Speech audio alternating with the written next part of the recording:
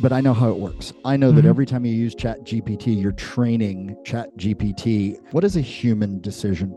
The thing that AI can't do is that Mm-hmm. it can't express emotion in an artistic format. Is there a need for an education or at least awareness in the consumers like you and I?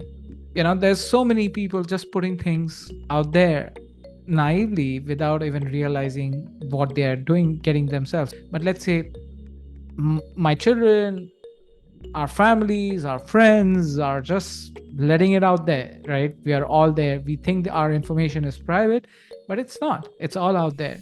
So, how do you strike a balance there or create awareness? Because that's a big challenge. Because you and I, because we are in the industry, we can be aware of what we should be doing and what we should be worried about. But if I look at my mother, I don't think so she's aware of it or she knows about the challenges. So, fantastic question. And I hope that your podcast and mine and anyone else's that does what we do Mm-hmm. deals with this, because education is the single most important part of this. Look, AI allows me to use my voice to type, and I have bad hands, and so it's been super helpful. But I know how it works. I know that Mm-hmm. every time you use Chat GPT, you're training Chat GPT for free, using whatever you tell it, whatever you type in, doesn't matter. Every Mm-hmm. time you do an image creation on Microsoft Designer, you're teaching it. That's why it asks you, is this what you wanted? Is this close? Is this not close? But if everyone understood what AI was and is and how it was created, at least we would all be walking into the future with our eyes open. We'd recognize what we were doing and where we were going. Right now, we're not. Mm-hmm. We used to in the security industry giggle about what we call the CSI effect. Mm-hmm. People would say, well, can't you take a tiny drop of blood and pick out the killer in Bonn, Germany? I mean, just ridiculous stuff, right? Or the Yep. Minority Report, Tom Cruise, with the TV screens and the future and all that. But it was real because people didn't know. They Mm-hmm. didn't know any better. They don't understand things like, in order for my company to do what we do, we need a server that has 8 NVIDIA GPUs in it for all of the intensive math that has to be done in the background. Oh.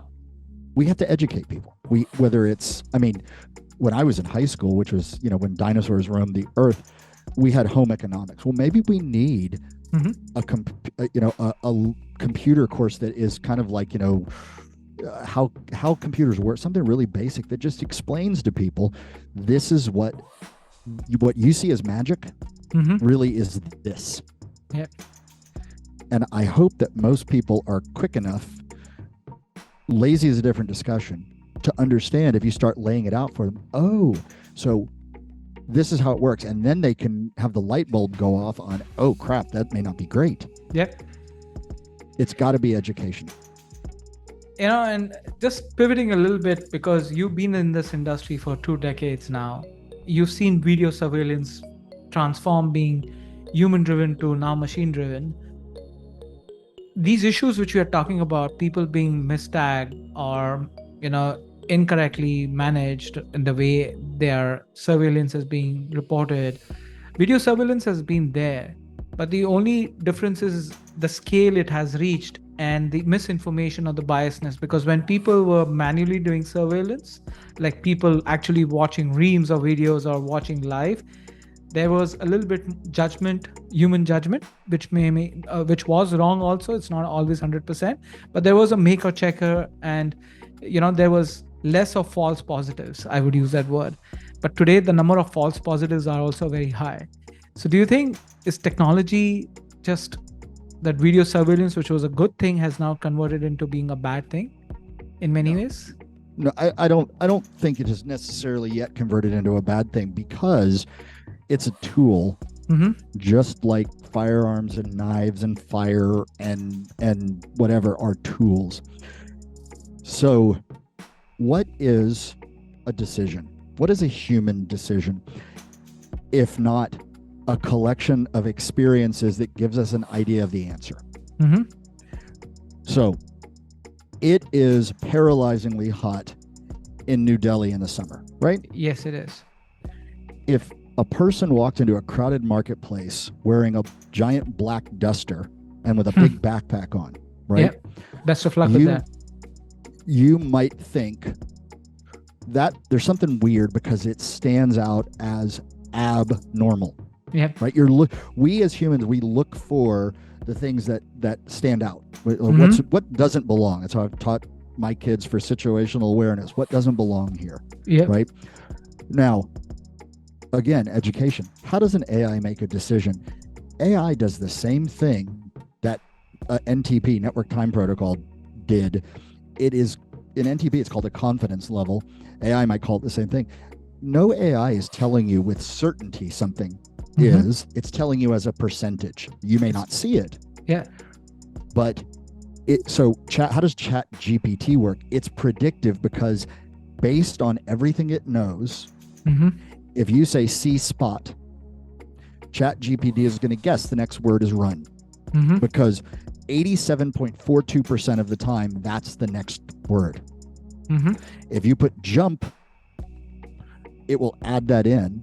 And as the percentage goes up, and where AI starts to get really good is you have C-spot run in a giant paragraph. That means there's lots of predictive information. It'll get it right more often than if it's just 2 words. C-spot line, right? It's a confidence level. AI is so much better than we are at this for 2 reasons. It can see everything that's ever happened all at once, and it can compare everything, neither of which we're very good at. Humans can't stare at video for very long before their eyes glaze over and they just start missing the most basic things. AI doesn't suffer from that. But what AI doesn't do is what we do really well, and I'll try to explain it like this. Can AI write a love song? It can. Has AI, well, hold on. Can it? Has an AI ever had its heart broken? No. Has an AI ever won the lottery? No. Has an AI ever stood over its newborn son and then 15 years later watching them play football or soccer or whatever your sport of choice is, right? AI hasn't, so I would argue it can't. Now, of course it can, strictly speaking, right? What's your favorite piece of music? Pop. You have a song? Less important is why. Why is one style or one piece of music your favorite? It's probably the music which is pleasing to the ear. It's the words which I can understand rather than some other song types which I can just hear the music or somebody rambling some words and it's difficult for me to hear. I'm getting old, so I would love to hear music which I can at least understand the essence of what the musician is trying to tell or the artist is trying to tell or express. Okay. I don't know about you, but I know when I was young, when you broke up with a girlfriend or a boyfriend or whatever, every song on the radio had something to do with it, right? Yes. It was like magic. Open Arms from Journey would come on and blah, blah, blah. The thing that AI can't do is that. It can't express emotion in an artistic format, which in my mind means it can't deal with subtlety and nuance and intuition and instinct. Not yet. Not yet. It'll get there, at least as far as visual is concerned. It'll get there. I hope you enjoyed this clip from my podcast series called Masters Decoded. The intention of bringing these clips to you is to allow you to understand some key moments of the conversations I've had with my guest. I would recommend and highly encourage you to listen to the entire podcast, which you can find the link to the podcast in the description below. I look forward to you subscribing to my channel and hit the bell icon so that you can be notified of all the future clips which we keep releasing every week on this channel.